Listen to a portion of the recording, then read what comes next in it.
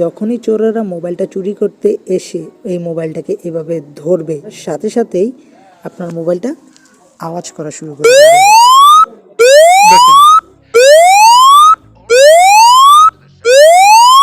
আপনার মোবাইলে যদি এই অ্যাপটি থাকে তাহলে চোরেরা আপনার মোবাইল চুরি করা তো দূরের কথা, আপনার মোবাইলটি ধরলেই তারা ধরা পড়ে যাবে। তো যদি আমরা এই জিনিসটা করতে চাই তাহলে অবশ্যই আমাদেরকে একটি সফটওয়্যারের প্রয়োজন, যে সফটওয়্যারটি পেয়ে যাবেন আপনার প্লে স্টোরে।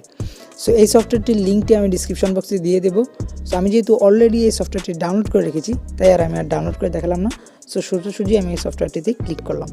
কিছুটা এরকম আসবে, এখানে আমরা নেক্সট অপশানে ক্লিক করব, তারপর আবার নেক্সট, তারপর আবার নেক্সট করার পর ইন্টারফেসটা দেখতে কিছুটা এরকম হবে। সো এখন আমরা এখানে স্টার্ট অপশানে ক্লিক করব। সো আমি স্টার্ট বাটনে ক্লিক করলাম।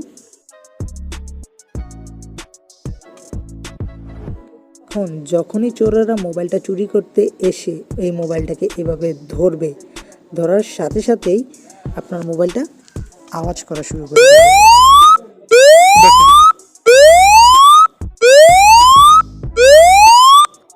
কিছুটা এরকম পাবে।